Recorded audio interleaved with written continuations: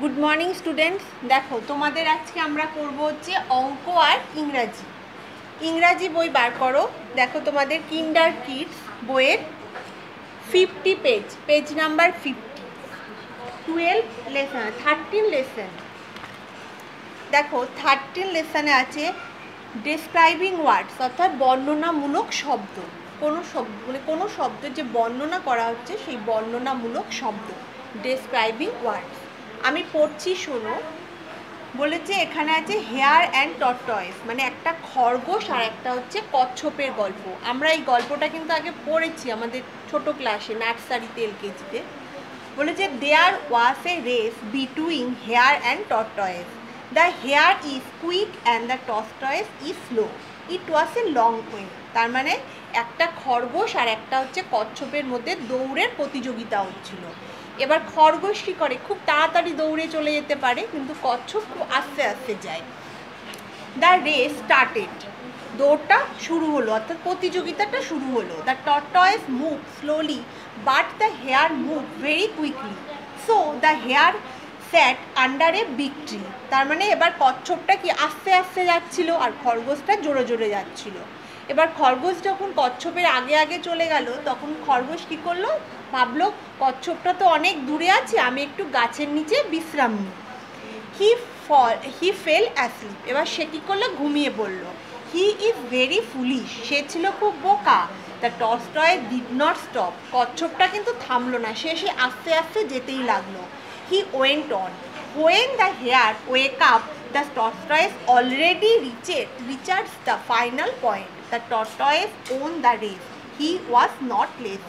এবার খরগোশ কী করেছিল, ভেবেছিল আমি একটু গাছের নিচে বিশ্রাম নিই। যেই বিশ্রাম নিতে গেল সে হচ্ছে ঘুমিয়ে পড়লো, কিন্তু কচ্ছপটা দাঁড়িয়েছিল না, সে আস্তে আস্তে যেতে যেতে সে তার ঠিক গন্তব্যস্থলে পৌঁছে গেল। তারপরে যখন কচ্ছপের ঘুম ভাঙলো, ঘুম ভেঙে দেখলো যে খরগোশের ঘুম ভাঙলো, খরগোশ দেখলো যে কচ্ছপটা ঠিক তার গন্তব্যস্থানে পৌঁছে গেছে। তাহলে এখানে slow, quick, long, big, final, lazy এই শব্দগুলি কিন্তু কোনো না কোনো নাউন বা প্রোনাউনকে বিশেষায়িত করেছে বা তার বর্ণনা দিয়েছে, তাই এদের আমরা বলি বর্ণনামূলক শব্দ হয়েছে, অর্থাৎ ডেসক্রাইবিং ওয়ার্ডস। এবার দেখো তোমরা মিনিংগুলো কিন্তু মুখস্থ করবে। হেয়ার মানে খরগোশ, র্যাবিট মানেও খরগোশ, আবার হেয়ার মানেও খরগোশ।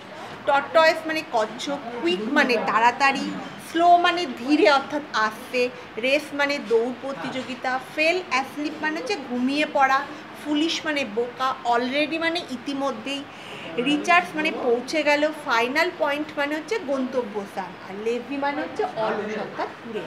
তাহলে তোমরা এই গল্পটা আগে ভালো করে পড়বে, সঙ্গে ওয়ার্ড মিনিংগুলো কিন্তু প্রত্যেকটা পড়ে না দেখে খাতায় লিখবে। আর তোমাদের হোমওয়ার্ক দেওয়া থাকবে এক নম্বরটা হচ্ছে ফিলিং দ্য ব্ল্যাঙ্কস, অর্থাৎ ডেসক্রাইবিং ওয়ার্ডস দিয়ে ফিল আপ করতে হবে। 2 নম্বরে আছে টিক, সঠিক ওয়ার্ডে টিক দিতে হবে। 3 নম্বরটা আছে অ্যান্সার দ্য সেন্টেন্স, অর্থাৎ বাক্য তৈরি, এক কথায় উত্তর দিতে হবে। 4 নম্বরে আছে মেক সেন্টেন্স। 5-এ আছে অপোজিট অর্থাৎ বিপরীত। 6-এ আছে রিয়ারেঞ্জ।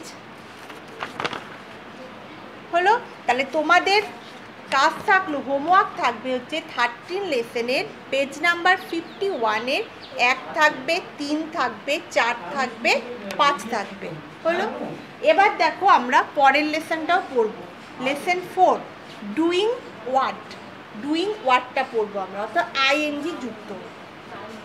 দেখো আমি পড়ছি। It is a big ground, some boys are playing football, some boys are seeing the playing, some men are coming to the ground.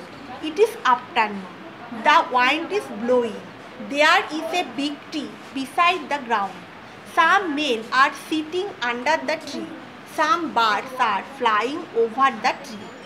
Pritham is nicking the ball, Wright is receiving the ball, he is passing to another.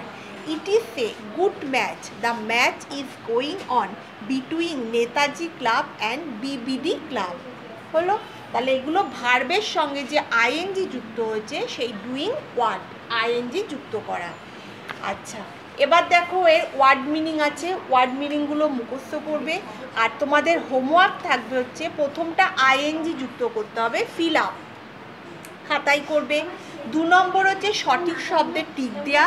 3 নম্বরে আছে answer the sentence, অর্থাৎ একটি বাক্যে লিখতে হবে। তাহলে lesson 4-এর থাকবে তোমাদের হোমওয়ার্ক 3 থাকবে। পরের পেজে দেখো 4 নম্বরে আছে মেক সেন্টেন্স, 4-এরটা করবে। 5-এ আছে অপোজিট, 5-এরটা করবে। তারপরে 7-এরটা করবে বাংলায় অনুবাদ করো, তো ইংলিশে বাক্য আছে এটাকে বাংলায় ট্রান্সলেট করতে হবে। তাহলে তোমাদের যেহেতু সামনে পুজোর ছুটি পড়ে যাচ্ছে, আবার লক্ষ্মী পুজোর পর ক্লাস হবে, তাই হোমওয়ার্ক একটু বেশি করে দেওয়া থাকছে। তাহলে ইংলিশ বইতে তোমাদের হচ্ছে লেসন 13 পড়া থাকলো, লেসন 14 পড়া থাকলো, সঙ্গে লেসন 13 আর 14-এর হোমওয়ার্ক দেওয়া থাকলো। তোমাদেরকে কালকে বা আজকে হোমওয়ার্ক পাঠিয়ে দেওয়া হবে। এবার তোমাদের কনভারসেশন বই দেখো, কনভারসেশন বইয়ের লেসন 17 পড়া থাকবে। Page number 36, some famous places, কিছু বিখ্যাত স্থানের নাম। এখানে দেখো আছে which city is known as the pink city, অর্থাৎ গোলাপি শহর কাকে বলে, বলবে Jaipur is known as the pink city. তারপরটা আছে which place in India is known as a paradise on earth, অর্থাৎ কোন স্থানকে পৃথিবীর ভূস্বর্গ বলা হয়, তারপরে Kashmir is known as paradise on earth. Name the most modern and well planned city in India, তাহলে বলতে তোমার Chandigarh is the most modern and well planned city in India. Which city is known as the holy city, এটা হবে কোন শহরকে পবিত্র শহর বলা হয়, বলবে Varanasi is known as the holy city. তারপরে which city is known as the city of palaces, কোন শহরকে শহরের রানী বলা হয়, Kolkata is known as the city of palaces. Which state is known as the land of 5 rivers, পঞ্চনদের দেশ কাকে বলা হয়, তাহলে Punjab is known as the land of 5 reverse.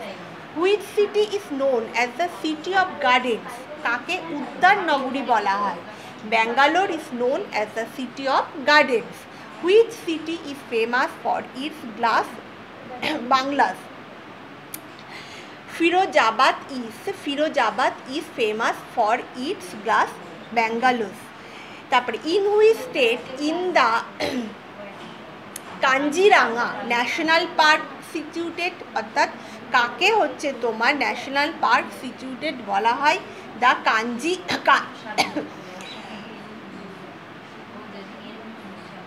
Kaziranga national park is situated in the state of Assam. তাহলে তোমাদের কনভারসেশনে পড়া থাকলো লেসন 17, পুরোটা পড়া থাকলো, বাড়িতে পড়ে খাতায় কিন্তু না দেখে লিখবে, বোঝা গেছে?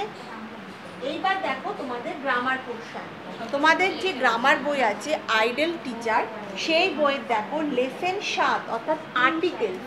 আমরা জানি আর্টিকেলস কোনগুলো, এ অ্যান্ড দি, আর্টিকেলস হচ্ছে এ অ্যান্ড দি। এবার এ অ্যান্ড দির মধ্যে দেখো আমরা যখন কোনো বাক্য লিখি তখন কোথায় এ বসে, কোথায় অ্যান্ড বসে, কোথায় দি বসে। অ্যান্ডটা হচ্ছে কিন্তু ভাওয়েল, ভাওয়েল কতগুলো, ভাওয়েল 5টি, এ ই আই ও ইউ। এবার এ ই আই ও ইউ কোথায় বসে, যখন কোনো ওয়ার্ডের আগে মানে কোনো শব্দ ওয়ার্ডের প্রথম লেটারটা এ ই আই ও ইউ এই 5টি লেটার দিয়ে শুরু হয় তখন আমরা অ্যান্ড বসাই। তারপরে এ কোথায় বসাই, যে যখন এমনি ওইলাম এ ই আই ও ইউ থাকে না তখন এ বসাই আমরা। আর দি কখন বোঝায়, নির্দিষ্ট করে যখন কিছু বোঝায়, অর্থাৎ যে জিনিসটা একটাই আছে নির্দিষ্ট বোঝায় তখন আমরা কি বসাই, দি বসাই। তাহলে এ অ্যান্ড দি হচ্ছে articles, R আর্টিকেলসের A and the কখন বসে সেটাও আমরা বললাম। তাহলে এই রকম দেখো ছোট ছোট অনেক বাক্য, যেমন এ ইউনিফর্ম, ইউনিফর্মের আগে এ।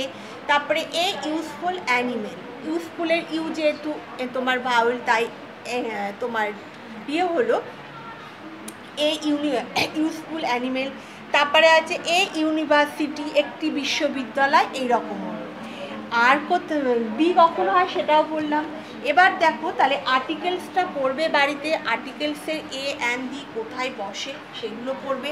এখানে বইতে দেখো সুন্দর করে লেখাও আছে কোথায় কোনটা বসে সেটা দেখবে। তারপরে দেখো আছে এবার জেন্ডার, তাই তো, জেন্ডার মানে হচ্ছে লিঙ্গ। হ্যাঁ, এবার জেন্ডার কটি?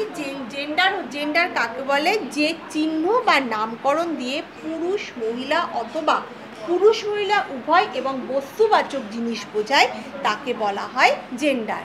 জেন্ডার হচ্ছে 4 প্রকার, তাই তো। কি কি? একটা হচ্ছে মাস্কিউলিন জেন্ডার অর্থাৎ পুংলিঙ্গ পুরুষদের ক্ষেত্রে, আর একটা হচ্ছে তোমার হচ্ছে ফিমেনাইন জেন্ডার স্ত্রীলিঙ্গ, আর একটা হচ্ছে নিউটার জেন্ডার অর্থাৎ ক্লিপ লিঙ্গ, আর একটা হচ্ছে কমন জেন্ডার অর্থাৎ হচ্ছে তোমার কমন অর্থাৎ নারী পুরুষ উভয়কেই বোঝায়, আর নিউটার জেন্ডার হচ্ছে বস্তুবাচক জিনিস বোঝায়। বোঝা গেছে? তাহলে তোমাদের পড়া থাকবে গ্রামার বইয়ের আর্টিকেলস পড়া থাকবে আর জেন্ডার পড়া থাকবে। জেন্ডার কাকে বলে, জেন্ডার কয় প্রকার, কি কি, এগুলো পড়বে। তাহলে তোমাদের গ্রামারে জেন্ডার আর আর্টিকেলস পড়া দেওয়া থাকবে। এবার অঙ্কের দেখো আমরা আজকে ভাগ শিখব। আমরা জানি ভাজ্যক একটা ভাগের কি কি অংশ থাকে? ভাজ্য থাকে, ভাজক থাকে, ভাগফল থাকে। ভাজ্য কাকে বলে? যে সংখ্যাকে ভাগ করা হয় তাকে বলা হয় ভাজ্য। ভাজক কাকে বলে? যে সংখ্যা দিয়ে ভাগ করা হয় তাকে বলা হয় ভাজক। আর ভাগফল কাকে বলে? ভাগ করে যে ফল পাওয়া যায় তাকে আমরা বলি ভাগফল। আবার ভাগ করে ভাগফল যদি না বেরোয় অর্থাৎ যদি না মেলে, যদি কোনো সংখ্যা অবশিষ্ট থাকে সেটাকে আমরা বলি ভাগশেষ। যেমন ধরো মনে করো 84 আছে আর 12 আছে, তাহলে 12, তাহলে এখানে ভাজ্য কোনটা? ভাজ্য হচ্ছে এইটা, ভাজক কোনটা? এইটা। এবার কি করব? 12 ঘরের নামটা পড়বো যে কোন ঘরে গিয়ে 84 হচ্ছে। এটা হচ্ছে ভাজ্য, এটা হচ্ছে ভাজক।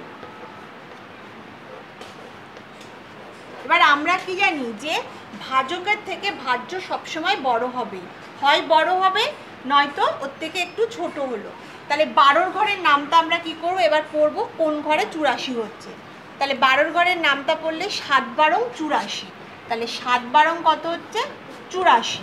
তাহলে এখানে মিলে যাচ্ছে, ভাগফল কত হচ্ছে? 0 হচ্ছে। বোঝা গেছে? তাহলে এখানে ভাগশেষ আসছে না। কিন্তু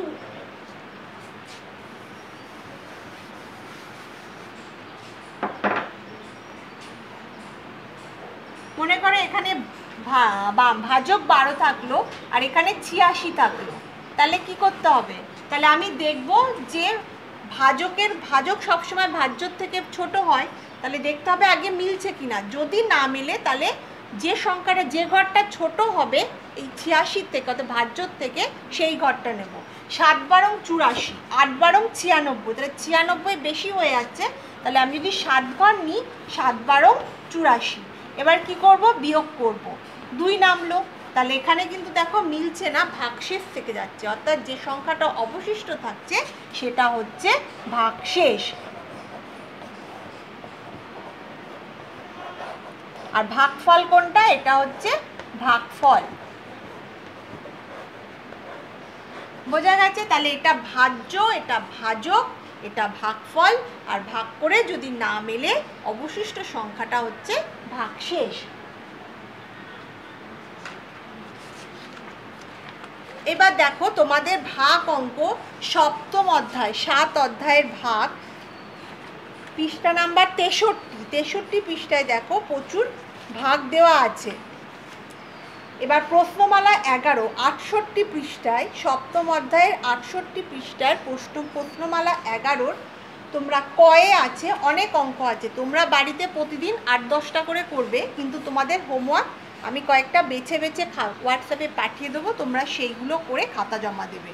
এখানে দেখো 56টা অঙ্ক আছে, তার মধ্যে আমি একটা করছি। দেখো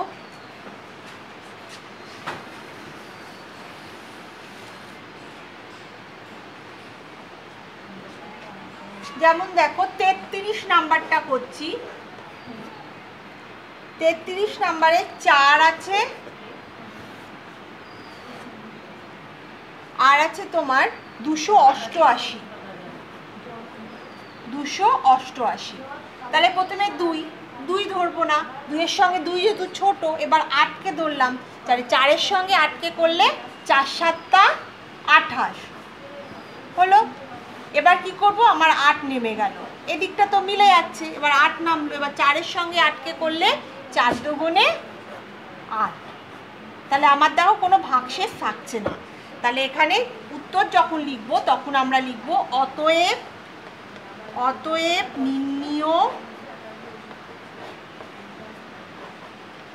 নির্ণীয় ভাগফল সমান 72। বোঝা গেছে? এই রকম করে প্রত্যেকে কিন্তু যতগুলো অঙ্ক আছে সবগুলোই বাড়িতে প্রত্যেক দিন করবে। তারপরে দেখো খ নাম্বারে ভাগফল ও ভাগশেষ নির্ণয় করো।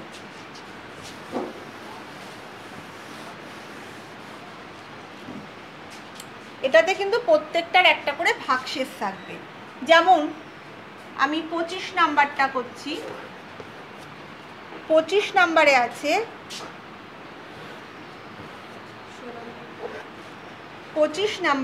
583 ভাগ 6। তাহলে প্রথমে 58 দিয়ে দেখব, 6 6 36, 6 7 6 নং 54, 54 6 10 60, 10 ঘর হবে না, তাহলে 9 ঘর গেলে 6 নং 54। এবার 4 কত হলে 8 হয়, 4 হলে এদিকে 5 5 মিলে যাচ্ছে। এবার আমি 3কে নামিয়ে দেব, তাহলে এবার কয় ঘর যাবে, 7 ঘর যাবে। 6 7 42, যেহেতু 6 8 48 বেশি হয়ে যাচ্ছে, তাহলে কত আমার অবশিষ্ট থাকলো, 1 থাকলো। তাহলে এবার যখন লিখবো তখন লিখবো নির্ণীয় ভাগফল অতএব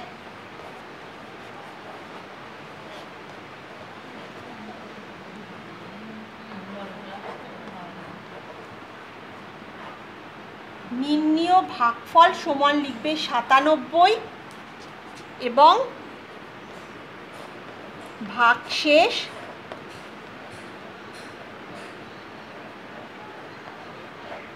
সমান 1।